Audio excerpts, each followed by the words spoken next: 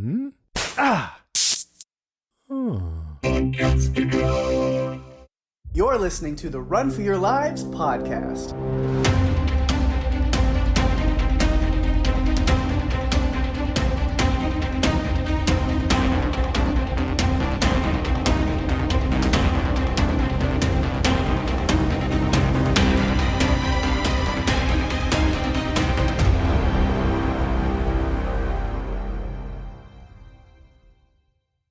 Hey everyone, welcome to the show. I'm Daphne.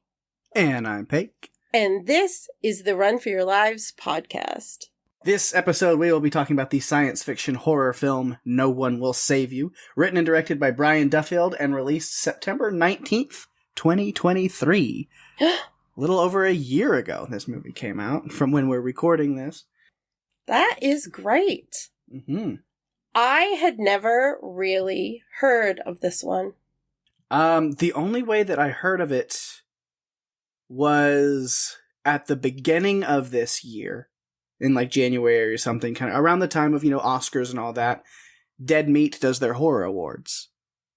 That's right. This movie got a lot of love from Dead Meat, and so I just wrote it down way back at the beginning of the year when they did that. And I've been sitting on it since then. I think I mentioned this one in our Looking Forward special number 2. This is one of the ones that I brought up. And it's still been sitting here. And I was like, finally, it's time. Let's break it out. Let's do it. I'm ready. And you did. And we're talking about it. Yeah. Like I said, I hadn't really heard anything about it. Except the director directed another movie I think I told you about. It's called Spontaneous. And it's basically where all the teenagers in the town are spontaneously combusting. Yes.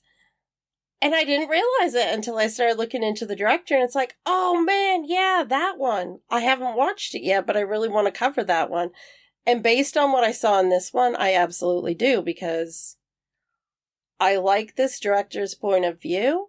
Yeah. He's been involved in a bunch of things. He was a writer on Love and Monsters, which has such a special place in my heart. And he was a producer on Cocaine Bear.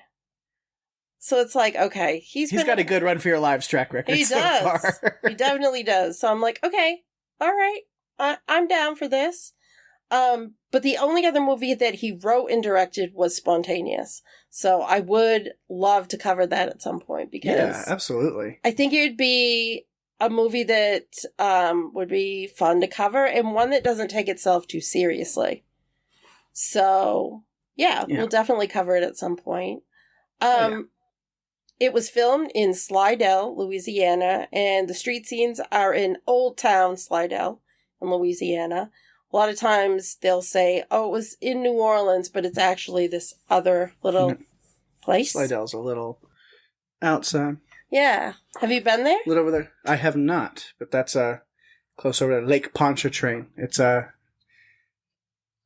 huge lake over there with a big bridge that goes over it and stuff. And then I always think of one of my favorite bands, Ludo, has a whole song called Lake Pontchartrain about the lake being this evil entity that lures people in with voices and swallows them whole. And it's very dark and demented and amazing. And so whenever I see the location of this, I just think of Slidell because they mention the town by name in the song. And so it's like, yeah. You can't go wrong with anything that gets you to reference Ludo. Uh-huh. Okay? You can't, because Ludo is great. They have a song, Scare Me, and in it even says Run for Your Lives. So I feel like, Ludo has a vibe that's Run for Your Lives. So the budget for this one was $22.8 million. I have no box office info. It did get a limited box office release, and then it went to streaming. It was pretty well received and watched a bunch of times. I believe it even was the most watched at one point on Hulu. It's 93 minutes long, so it's not that long. Mm-hmm. Pake, what have you got for a synopsis? let's see. I looked on IMDb, and the one they had I absolutely hated. So I decided to go the route of last week, but also to keep you guessing, because I think you thought that it meant I was going to hate a movie if I decided to be snarky and jokey with my synopsis. But really, it just means I hated the one that was there, and I couldn't think of anything better that didn't like spoil too much stuff. So then I'm like, well, let's just have fun with it. So Bren is lonely and quiet. Aliens go blah, and action ensues. Okay. Great. It's about all you need to know. Just to go in and enjoy it. Wow. Well, there we go. I will tell you that I watched this with the captions on. Oh, yeah, because you didn't want to miss all that dialogue. No, all the dialogue. No, really what I didn't want to miss was all of the slurping and noises and banging and sound effects that make up this movie, because honestly, they were like a character on their own. Mm-hmm. When I was watching it too, I wasn't really sure what I was getting into, but by the end of it, I just realized there's a much bigger message here than what I thought. Mm-hmm. And I appreciated the movie so much more once I got to the very end and got through and saw, what her future was going to be like. I was just glad, I'm glad I watched it, and I like the message and the ending. I wish more people could, be forgiving like these aliens, Right.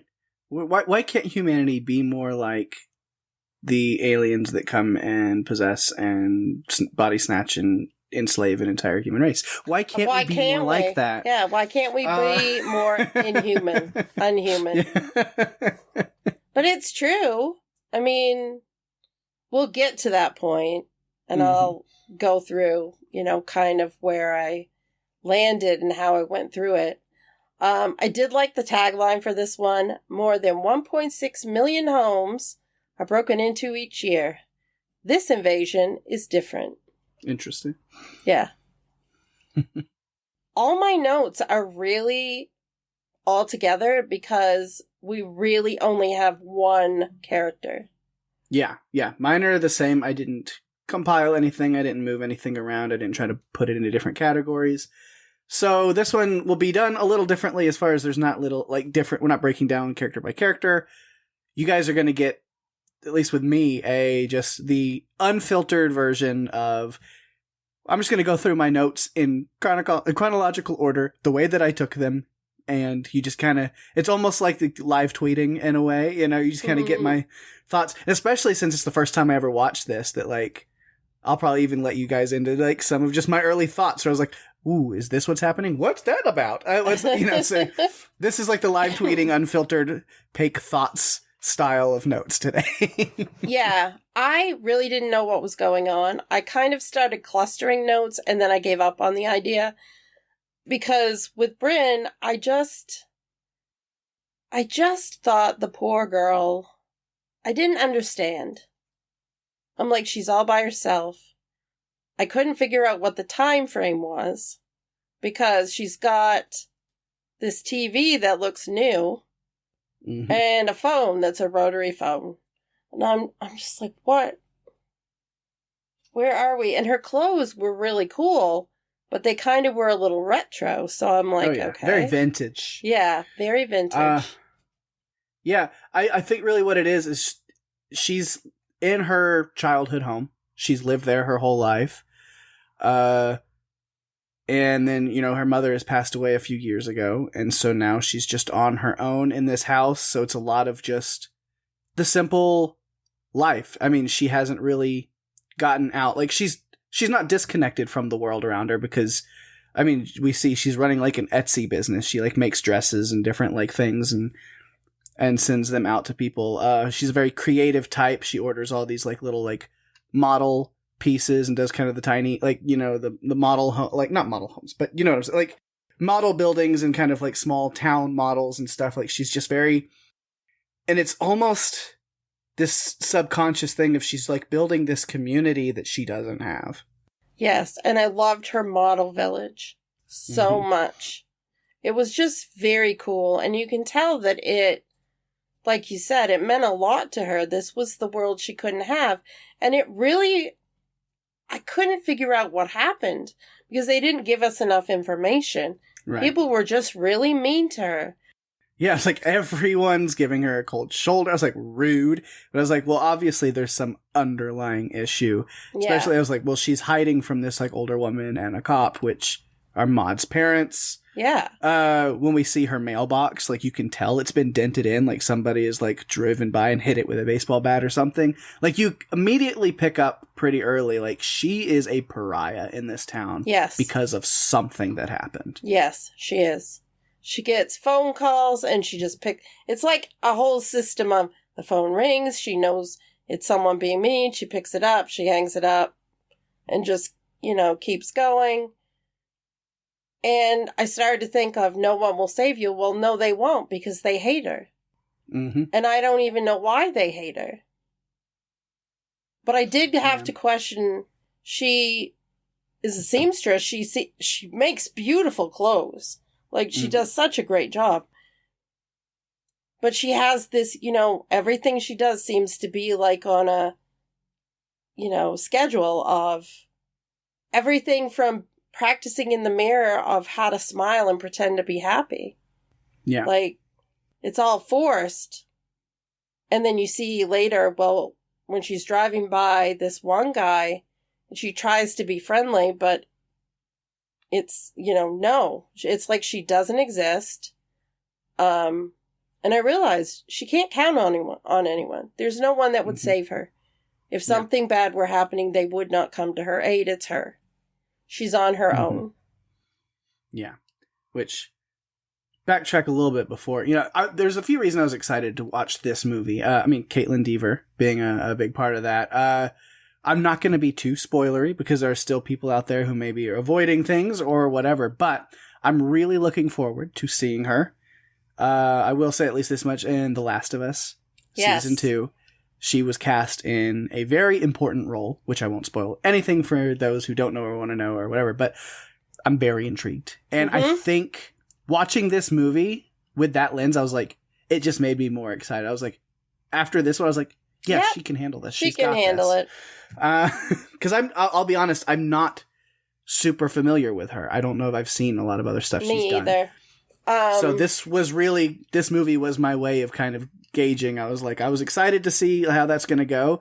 Now I'm even more excited because I've now seen her carry a role like this. And I'm like, okay, she can handle some interesting stuff. Yeah, and we aren't kidding. There are 5 words of dialogue in this entire movie. Yeah, which another thing that really intrigued me about this movie was the idea of practically no dialogue. Yeah. To where face acting, body language, the visual elements are going to tell the story and the emotions related to it without words. Yeah. And I think it did its job overall. I think the sound department behind everything, because you feel like you're there with her, listening as she's listening to the sounds that are around her the whole time. Oh, yeah. Absolutely. It really drew me in. Also, I like this house. It was a really nice house. Me too. I like that house a lot. But it's kind of, like you were saying, vintage. It's kind of old looking, but in this really quaint and cute and adorable way. It just, there's something about it. You just want to curl up on the couch there and read a book. Yeah. But yeah, as you said, you feel like you're there with her. Because in case people don't know, I loved this movie so much. I'm so glad I watched it. Like, just go ahead and let you know, I don't know, when we get to like Riffle Awards at the end of the season, like this one's a strong contender. Holy shit. It was so good. I don't know when the last time I watched a movie that I was legitimately tense through so many of those scenes. Like, this movie fucking nailed tension. Those scenes where she's like hiding and the aliens walking around and you kind of get it just builds it so well. I'm literally, my entire body is like tensed up. I can feel my muscles just all contracted, and I'm sitting there in the chair, not moving, barely breathing, just staring at the TV, not knowing what's going to happen next. I was like, I haven't felt this with a horror movie in a long time. I was like, oh my God, I love it. Well, I think because of the way the sound was and the way that it pulled you in, it didn't feel like you were disconnected from the character. It felt like you really were a part of it. Mm-hmm. Can you imagine seeing this in a theater with all the sounds around you? It would have been so cool. Yeah. I mean, there's just, you're sitting there and, I mean, you'd feel like the aliens were just going to come in and walk down the aisle in front of you because of the way that they are. Yeah. So good. The horror elements were incredible. And then the underlying story of trying to kind of figure out as they give you it piece by piece what's going on was really intriguing as well. It kept me kind of, every time they bring it back up, you know, she's writing the letters to Maud, and it's like, early on, you're like, well, I got a feeling those aren't actually going anywhere. Something happened. Because you see, you know, in the note, she kind of writes stuff, you know, I don't think I'll ever forgive myself, and God, I miss you, and things like that. And you're like, what happened? Something happened, and you're trying to like piece those things together, and then you completely forget about that for a second because you're back in that moment of like, oh, I can't breathe.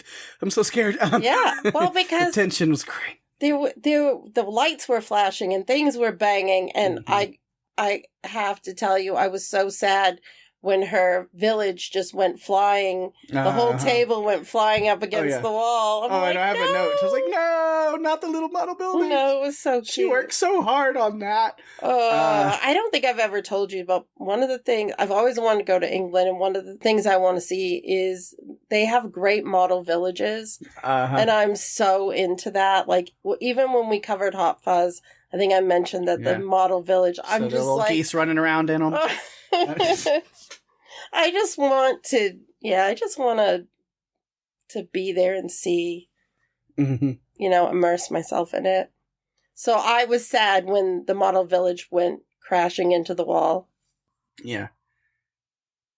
That first night when, like, I mean, this movie doesn't take long to get into the tension and the action. Like I said, that first, when she's hiding under the bed and the alien's in her room, I paused to take a note about like the tension stuff, and I realized, I was like, it's been 15 minutes into this movie and I'm already like fully sucked into that. And I was like, yeah, that's great. But yeah, that first night is just really well done. You know, the lights don't bother her or whatever when they go on, and then the power goes off.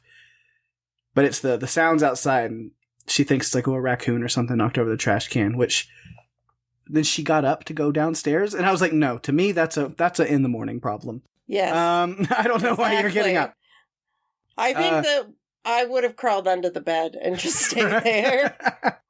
But then as she's walking downstairs to go handle that, that's when the doors open, and then she sees the figure walking around downstairs on its hands. And it's just like walking around, and then the sounds that, and I'm like, oh my God. And then the way it just skitters across the room, and it's large, but you just see the little like shadows.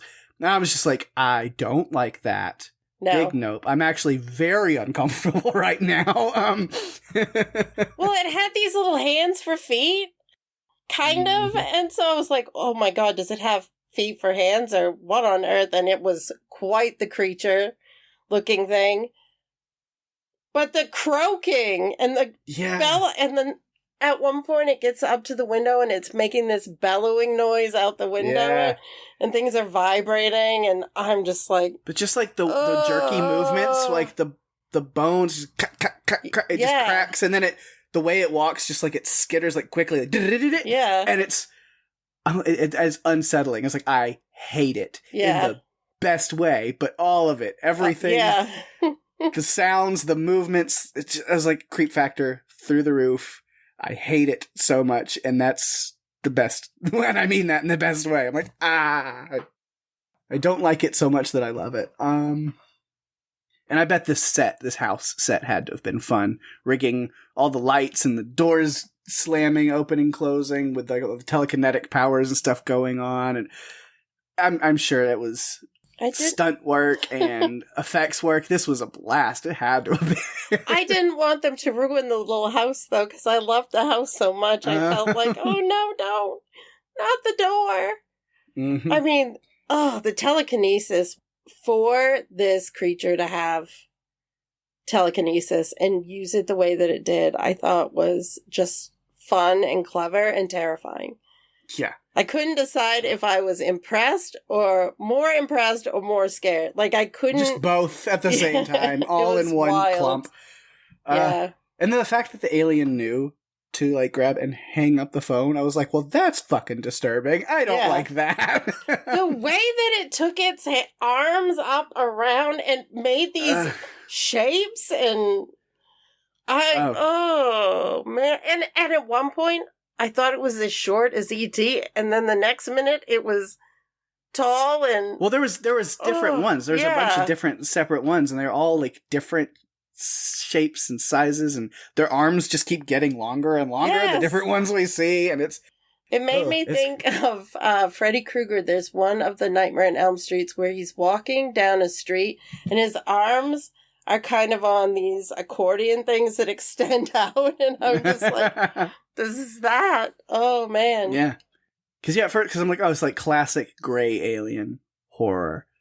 But then, like, that thing was scary. They made them based on sketches from the 50s, so... Yeah.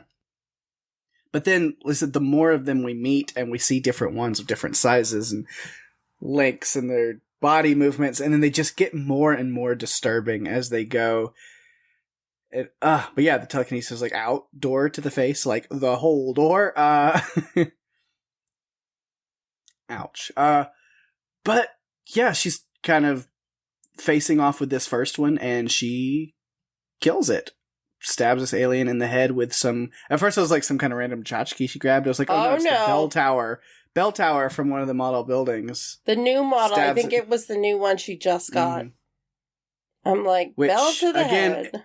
A little bit of a foreshadowing of the way that she swings her left arm holding something and kills something with it without even really realizing she did it at first.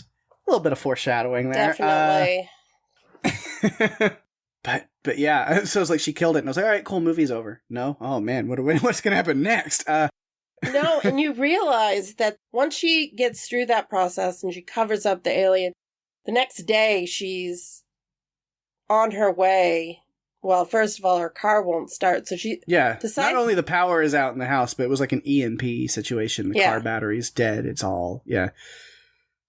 She decides to drive to town, and that's when we get this cool overhead visual where you see that little part of the grass that she was re-watering because she thought, why is this grass dead on her lawn?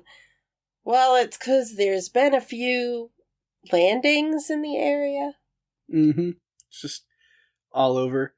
And then, she can't drive to town, so then she's got to ride. And then so she sees the mail truck flipped over, which the guy that tossed the package was like, oh, douchey delivery driver. Looks like his whole mail truck got Kobe'd this time. And then I was like, I mean shooting the basket, not the... You know what? There's not another term that fits for that, because nobody's changed it. Because nobody says LeBron, or like Curry, or Shaq. Well, nobody would say Shaq in that instance. But, so it's Kobe'd. But yeah, it was just funny because I was like, yeah, douchey delivery driver. Got what had coming. I don't know. Yep. You think so? Yeah, gets to town, and again, it's this like, no one will save you idea is... Yeah. She goes to the police station and doesn't even get a word out because there's Maud's parents, and it's like, yeah, again, at that point, I don't know what happened, but clearly there's some very hard feelings. She spits in her face. And Maud's father just kind of looks at her. Well, then even the other police officers, which you would think, like, well, that's assault. And they're just standing there like, I didn't see nothing. No. Doesn't matter. But she's completely freaked out by the entire experience. Right. Well, and so, yeah, I mean, nobody in town's going to be of help. And then after the way that they treat her, why would she? So I was kind of like with her. It's like, yeah, don't warn them about what's coming. It's like, I'm with you. Just maybe, hop on a bus. Say, fuck this town. Fuck these people. Fuck these murder aliens. I'm out. Let me get the heck out of here. Yeah, so she gets on the bus, and I recognized douchey mailman in the back of the bus immediately. Oh, you knew it wasn't going to be good. I was like, his fan was flipped, but he's sitting back there. And so I was like, what's going to happen? And then, I was like, oh, shit, they're fucking body snatching out here. Yeah. All right. I actually wrote down, what is this? Invasion of the Body Snatchers. Yep. Okay, I'll take it because it's different the way that they're doing it. But I like how she was kind of trying to be incognito. She puts on a hat and glasses and gets a bus ticket. Which I feel like just makes you more conspicuous when you do things like that. It's like, who's the person trying to look for, Absolutely. unnoticed? Who's that? Absolutely. What are they hiding from? But yeah, escapes the alien vessels. Again, because it's like, I was trying to piece it together. I was like, how are they like implanting something? And then we see later, it's like they do. It's like another, like, it's like asexual reproduction, but instead of like another alien, it's just this weird ball of tentacles that then can go in and like, it's parasitic kind of thing that, takes over a body, a host body, and just kind of becomes part of the colony.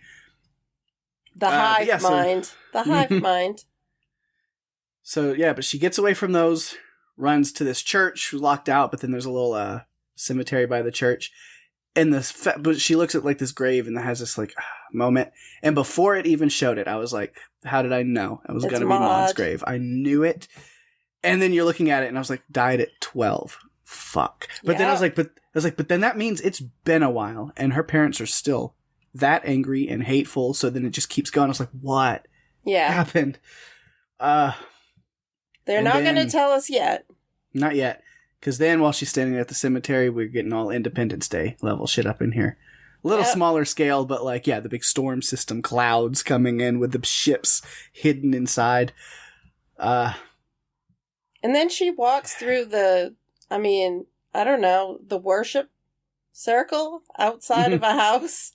Yeah, the creatures are in the throats, just overtaking the bodies. They're all in sync, like looking up at the mothership or whatever. Yeah. And then all look over at her at the same time. It's like, big ol' yikes.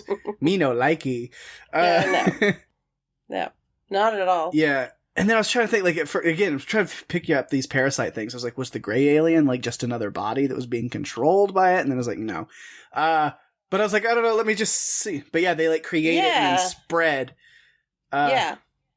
She goes inside and like sees that thing had crawled away and kind of has pieced together what she's dealing with, and then she just goes straight up like prepping for this shit. Yep. I was like, I don't know what boiled water and nailed blankets are gonna do, but she seems determined, so I like that about it. Whatever it is, she's after it. I think the water, she was thinking she could throw it on them or hit them with the pan, so that made sense. But I kept thinking... Yeah, I was like, the whole time I'm watching the water, so I was like, this isn't signs. No. I don't know what you're expecting, the water to hurt it more. I mean, it's boiling, so it definitely hurt, but the same way it would hurt any living thing on Earth, I guess. It's not... I wanted... we have to cover signs. Mm-hmm. I know you've seen it and you liked it, so that gives me some hope. But I didn't understand what nailing the blanket up was going to do. I guess she's just like, that'll keep them out. If an entire real door isn't going to do it, then you might get 10 seconds out of it at the most. Mm-hmm. More like 1 second. Yeah, and then the ship comes back for the body, and then just keeps kind of poking around the house. And again, it was just lights in windows. Yep. But the production of this movie made that scary. So bravo. Well, because that giant beam. Wasted with this. Yeah. Because the lights were one thing, but the beam that basically froze anything in its tracks or sucked it in. Like, she had to let go of the pot because it's like, well. It was like crushed and then pulled. Yeah. Yep. It's like this super high intensity, like tractor beam. It's like, you want to avoid that. And also just, like, avoid detection, but, like... Yeah. Get away from that. She's, like, down in the basement, trying to, like, hide away from the one alien down there that came in through the little cellar door. And again, just the tension. And then when he does see her, clever girls her straight up, knocks over the mannequin, and then he's on the other side, crouched down, just looking at her. And I'm like, oh, he's just a curious little fella, isn't he? Yeah, curious. Curiouser and curiouser, that's for sure. But man, it just takes telekinetically just pulls the scissors out of her hand and throws them behind him like, nah, we're not. No. So terrifying. But then, yeah, leaves that one behind, and then there's the, like, smaller one that's up in the other house. And I was like, yeah, the smaller one's like 10 times freakier. These like sunken eyes and longer arms. Like, no. I know. No, thank you. I don't like it at all. And the way it just sits there in the hall staring at this weird, like, X pose that it was in. I was like, what the fuck? No, I hate it so much. Pake was voguing with the arms. Yes, it was voguing. Strike a pose. But yeah, just, they're so creepy. They're so creepy, and it's great. But yeah, take that one too. I mean, into the bathroom, and then the broken mop and the cupboard door. It's a good old stab and whack routine. And I was like, damn. It's like, I'll be honest, all things considered, Bryn's kind of fucking these things up. She is. She is figuring it out as she goes along. She is. And then goes outside, and then the limbs just keep getting longer. Yep. With the one that comes up over the other, like, house, the roof, which you can see the eyes of that one, like this little slight glow in the background before it reveals itself. Beautiful touch. Love it so much. The creepy stuff. I love things like that. I mean, things like, the ritual, stuff like that, where, like, some people might miss it. But yeah, she goes outside, like, falls out the window and gets away from that one.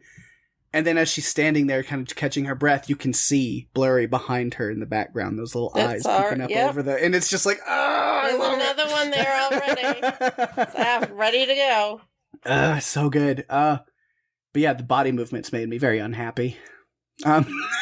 I mean, they're... So creepy. Click, click, click. I mean, I don't know. It's kind of a toss-up between The Grudge, The Strain, E.T., and Invasion of the Body Snatchers meets War of the Worlds. Like, mash all of that together and you get this alien. Yeah. And his mannerisms. Yeah, but she takes that one out too. Kills it by blowing up the car that it was trapped in. I was like, that's fucking badass. And again, it's like, she's fucking these things up. Yep. She really is a force to be reckoned with. You can tell, like, they're getting frustrated. They're like, shit, like... This is not as easy as we thought it was going to be. No. Hang on. Why aren't you going to fall in line like the rest of your friendly neighbors? Because I'm not my friendly neighbors. Right. And I've had to take care of myself. I mean, her mom passed away, I think the year on the gravestone was 2019. Yeah. And this movie, according to the director, took place in 2023. So she's been on her own for 4 years. She's had to take care of herself. She's not had anyone to talk to. She's definitely going to have to take care of things herself. There's no one coming to save the day. Yeah, but she's doing a great job. She's taken out like 3 of them at this point. She's been getting away from them. But yeah, big giant death beam, still a problem. And especially when she's back in the house dealing with these things and she gets hit with the red beam that just keeps her frozen there. And it's like, yep, and they got her. She's the next vessel that they want. That was gross. Yeah, because it telekinetically, it held her mouth open. Yeah. Without touching her. In the red beam, and it just sailed right in. Yeah, and then she wakes up screaming in bed. Yeah. And then that next, she's like freaking out thinking like that was the most hyper-realistic nightmare in the history of humanity. Yeah. She's kind of laughing to herself like, that felt so real. Yeah. Of course, even then I was like, calling it now before even things happened. I was like, her body was taken over and her consciousness was sent to a pleasant dream space where it's an ideal life and she kind of it's playing off of her memories and things in her head, which is exactly what happened. Because as you see the line starting to blur and the thing that she sees in this dream, place that her consciousness is sent to is an older version of Maud, as if she would have grown up with her and was an adult now as well. And that's where we get the first and only words of this movie an hour and 9 minutes into the film with, "I'm sorry, Maud, I'm sorry." And I'll be honest, I was crying. Emotions. It got me. But with that, that's how she knew that this wasn't real, and she pulled herself out of the dream by literally pulling it out of herself. It looked like she was shoving her fist down her throat, and I'm like, how is that possible? Good grief. It was wild. But she ends up outside, and it's dirty, and she's just... It's not the pretty picture we had just seen her in, where all the sunlight was beautiful, and it was just wonderful and happy. That is not it. She is outside, and she basically watches the creature create a doppelganger of her. Yeah, they had enough of her mind from the time that it was in there to make a copy of her, which then starts kind of the real emotional background of this movie. Yes. Where the symbolism there a little bit, where she literally had to face herself. Mm-hmm. There's this version of her that she has to come face to face with that sees this living, surviving, thriving version of her and wants to kill it. Wants her dead. Yep. And she's having to face that. And with that, she puts an end to that version of her and is able to literally lay it down and let it go and leave it behind. Symbolism! Yes. I have a few thoughts on that once we get through the rest of the movie. I've got a few thoughts. So takes care of that situation and then back out on the road, and the aliens just keep getting bigger and longer. Yep. And then she's caught and abducted and taken up into the mother's ship, or one of the ships. There's a bunch of ships. And then they look into her mind, and that's where we get the reveal of the truth, what happened, what's been haunting her. And again, the emotions, the tears. I was incredibly moved. Just the sadness of seeing like a 12-year-old girl like going through that and realizing that's what changed the course of her life forever, and how much it's just impacted her and ruined things, and the way that the guilt and the shame and all of these things have just been weighing on her, and she just lives with it. That's the creature, the thing that is, the way that these aliens kind of just go into her house and take over this town. Those emotions, those feelings broke into her life and have not let go, and have abducted any happiness and any future she would have had. She couldn't forgive herself for what she had done. And she lived in the continuous, never-ending cycle of no one else forgiving her either. So I feel like she never addressed what she needed to because she didn't have the support in place. We didn't get to see how her mother supported her after what happened with Maud. But I just feel like she didn't get what she needed. The whole town, they treated her terribly. And we're talking about a 12-year-old child who made a mistake, and it was an accident. And what I got from the aliens and the way that they were acting at the time is that they could see that she was remorseful about what happened.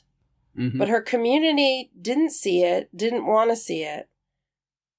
And then they could see that she had lived her life under a basic house arrest and accepted that this was going to have to be her life. She was never going to get anything more. This was it. No one was talked to her. She had no future, really. Yeah. And I think the aliens decided that she had suffered enough. Yeah. And it's bad when they're like, they've coming down and they're killing and enslaving the human race. And they're like, but this one suffered enough. She's been through enough trauma. Yeah. Let's cut her some slack. But yeah, again, the emotional moment of that, where we're seeing everything, is where she's there to experience it kind of in person. She's walking around and seeing it, and she's there. In that moment where like she sees her younger self reaching for that rock and is like, wants to stop herself but can't, and just living in that moment. And man, it was just like, again, just the emotional impact of that for me watching that. And then, but after that too, and then she's, with the beam over them sitting at the table, and it's her and her younger self sitting across from each other at this table, and the aliens are watching this. And she doesn't look at herself with anger or hatred or disgust or pity, but she's looking at this younger past version of herself with love and compassion, and even if it's from herself in this weird time loop kind of thing, it's the only, you mentioned we don't know what her mother's reaction and stuff was, but like, at least in the past few years, the only warmth that she's had is now from herself in this weird mental space. Yeah. She's created this world, like we talked about with her little village at the beginning.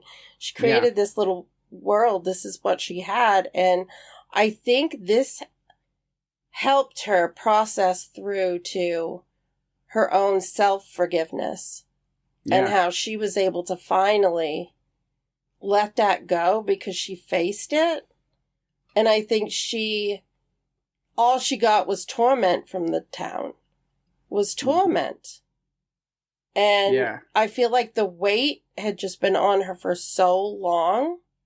And then we get to see what her life is like after, because the aliens decided. Yeah, they were moved enough to that. They're like, yeah, she's been through it. And it's quite, and it's kind of a dark ending in the grand scheme of things, but like not for her in a weird way, like she's spared, but the rest of the town, and we can even assume even the rest of the planet is probably taken over, because you just got spaceships flying around all willy-nilly. They're not trying to hide anything. Like, it's like full invasion. Mm-hmm. But she's still human, and they left her here, and she's okay with it. She's like, well, this is better than the life full of people who hated and ostracized me. Like, she finally has a community of people that she can interact with and enjoy spending time with. She's like, who cares if they're parasitic alien vessels? They're nice to me. So like, this is cool. I can roll with this. I love the music number at the end that they're all dancing in the community. And then you're kind of like, wow, this is so different. And then the guy she's dancing with, you see his little parasite in his neck go off, and you're like, okay, yeah. So she is living in this world and is totally fine, and I'm happy for her. It's like the aliens showed more humanity than humans, I was reading an article about it, that the way that they put it, I really liked it. It was almost like, she killed a few of these aliens. It's like she accidentally killed one person as a kid, and for life ostracized. She purposely killed a few of these, and they were like, well, yeah, self-defense. Like, they were like, no, you had reasons, you had right to. And this article was like, you would think if you were bitten by a dog, a lot of people's reaction is, well, okay, we're going to put the dog down. Yeah. These aliens' reaction were, well, instead of putting the dog down, what if we could actually calm it down, force it to sit still, and then communicate and talk with it, figure out what's going on with it, why did it bite me?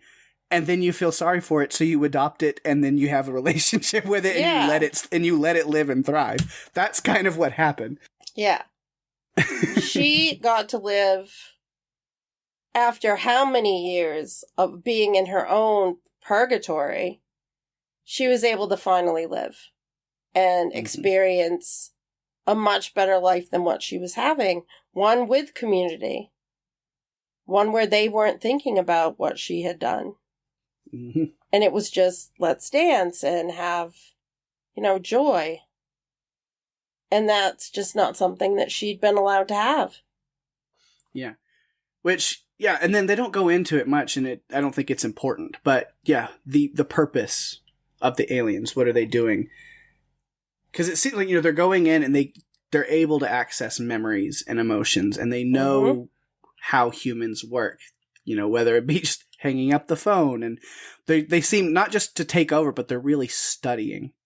There's like an anthropological angle from this. Like, they're very much like, oh yeah, we're coming in and we're taking over this planet, but like, let's study and understand this human culture that we're coming into. And then they almost kind of take over and replace the humans here, but they're like, some of their stuff was kind of cool, so let's keep that doing. It's like, yeah, we're taking in and colonizing this entire planet, but the culture was nice, so let's keep some of it. Exactly. When they were analyzing her, they were communicating back and forth like scientists. Like you could see them in their alien language, like making a solution or making a decision on what they want to do with her. Mm-hmm. And it's just like, well, that's kind of what humans would do. Like, scientists would assess a situation and then make a decision, and they kind of did that and decided she'd suffered enough. And she deserved to have a little bit of life. And so, like you, I really liked this movie. There was something that endeared me to her, because she still tried to be resilient despite the fact that she was so cut off. And then in the end, she gets in to have a life. And I enjoyed that. I liked the way that the story was told. You know who else enjoyed it, though?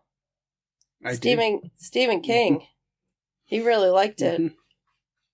He said you'd have to go back over 60 years to find a Twilight Zone episode called The Invaders to find anything remotely like it. It's truly unique. Brilliant, daring, involving, and scary.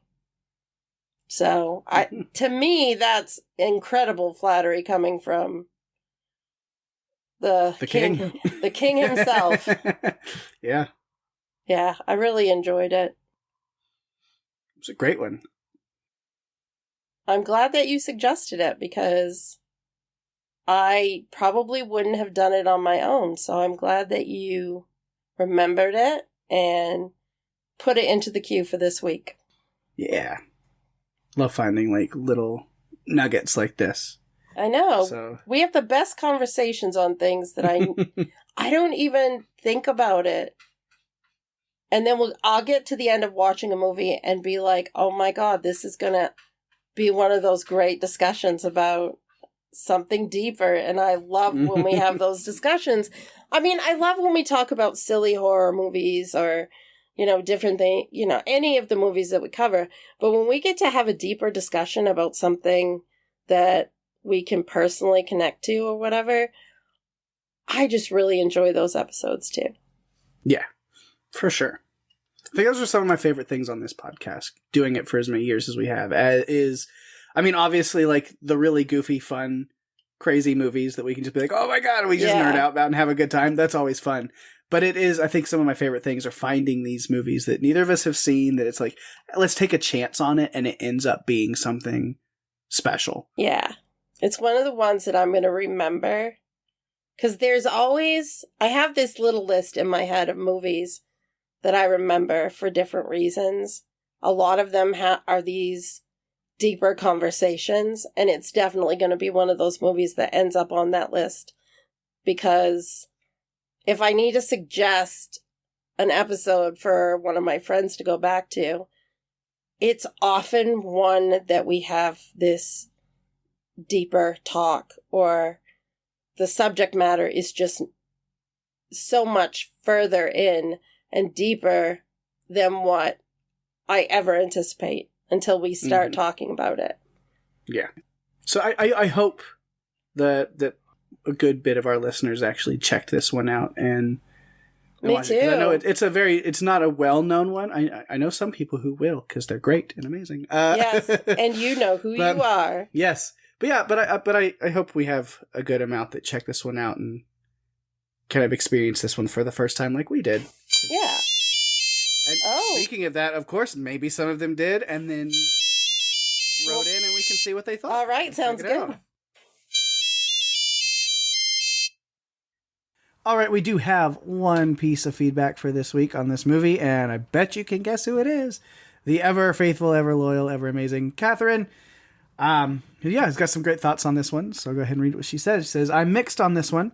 When the aliens were more Gollum-like, they were creepy, but I couldn't take them seriously when they were more human-like.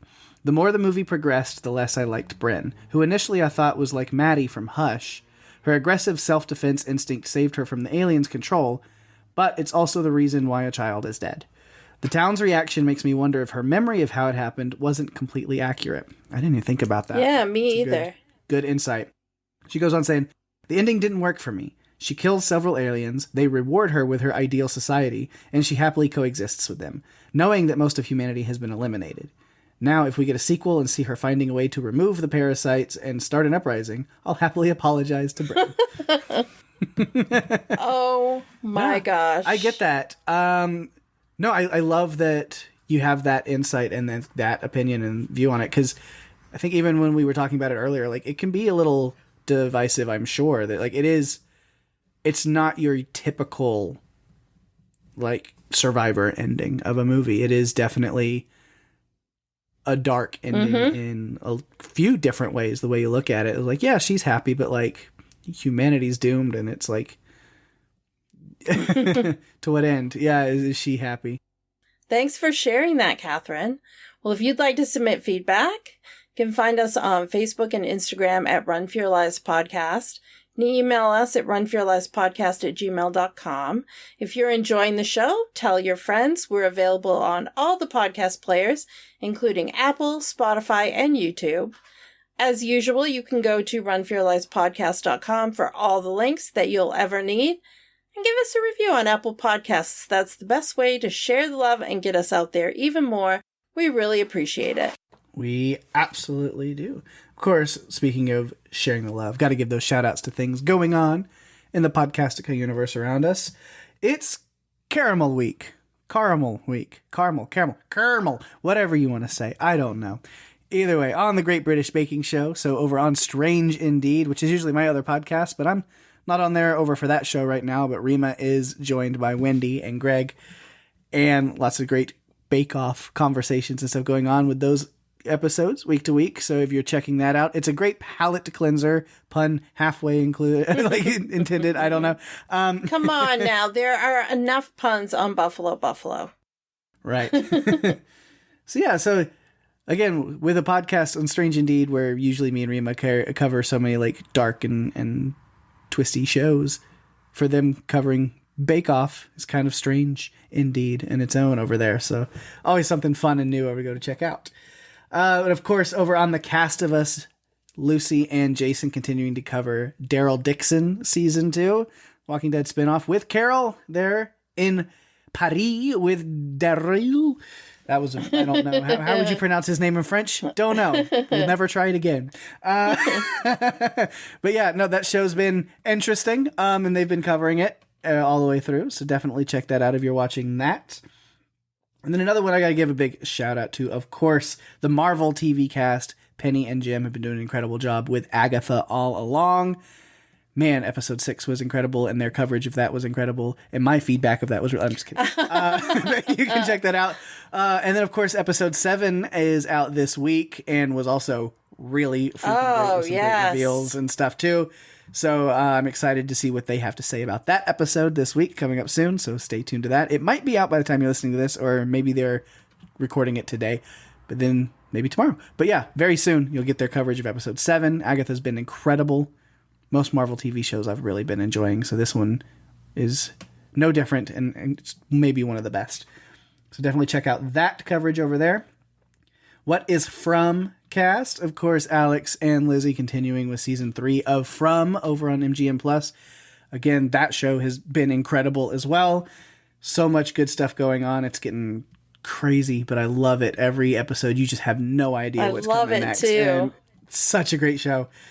And I've usually always said, like, oh, people aren't watching it. More people are watching it now, and I love that. So, like, I can talk to people even outside of Podcastica about From in my daily life, and that's been incredible. Finally, like, yay, I can nerd out about this show. So, yeah, definitely check out their coverage of episode 5 this week, and they've been doing the live reactions and stuff, too. And they have some special guests, of course, they've been having actors and actresses and stuff from the show. They've had, Tamara Fifield, Katerina Bukalias, and Cliff Saunders, which of course Nikki, Clara, Dale.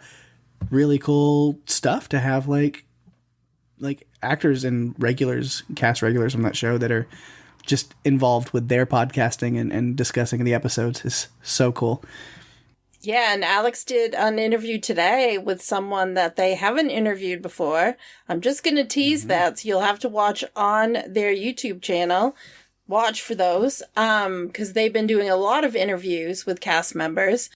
But yeah, there's someone they wanted to interview and have not been able to, but he did, in fact, today do an interview. Nice. So that will be coming out, so watch for that. Lastly, outside of Podcastica, of course, got to give some love to our good friends over at TV Podcast Industries. Just rocking all the stuff. Again, they're double dipping in the comic book worlds with DC and Marvel at the same time, covering the Penguin and Agatha all along over on their podcast as well. So give them some love and check out those episodes and their coverage there. And then lastly, of course, we want more me and Daphne. You can check out Buffalo Weekly with our good friends Jeff and Jerry, where we're just getting together, shooting the shit, talking, bantering about, and playing games, making each other laugh, driving each other absolutely insane. Who knows? It's always fun. It's fun. And you know what? That episode that we recorded in person is coming soon. But, of course, as always, you can come right back here next week and we'll have something fresh and new for you. Daphne, what are we working on right here on Run for Your Lives? Well, I don't know about fresh and new, Pake, but a mass killer escapes from a mental institution, returns to his hometown to terrorize babysitters on Halloween night. For our 5th Halloween special, we are covering the 1978 classic horror film John Carpenter's Halloween, starring Jamie Lee Curtis and Donald Pleasance, and this episode will come out on October 31st. Yeah, so a day early. You'll get it on Thursday. Next week is Halloween, so happy Halloween a little early. And yeah, after you're done with your parties, you're driving to and from your parties, if you got kids after they're done with their trick-or-treating and in their candy comas, then you need a little bit of relaxing and listening to a podcast. We'll be there right there for you with our Halloween special. Yes.